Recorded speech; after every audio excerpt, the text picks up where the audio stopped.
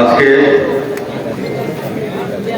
বাবুর্চি হাফিজিয়া নুরানিয়া ও দাখিল মাদ্রাসা কর্তৃক আয়োজিত আজকের এই ইসলামী মিলাদ মাহফিলের সম্মানিত সভাপতি।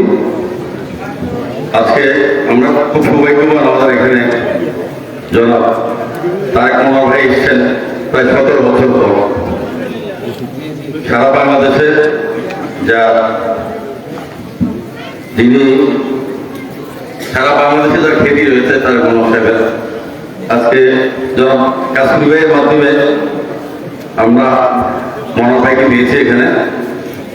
সাথে উপস্থিত রয়েছেন আমাদের উপজেলা জামাতের আমির জনাব মাহমুদ ভাই সহ উপস্থিত অন্যান্য এই বাবুর্চি দারুস মাদ্রাসা যারা খেদমত করছেন যে দীর্ঘদিন, যারা আয়োজন করেছেন আজকে এই তফসির মাহফিলের।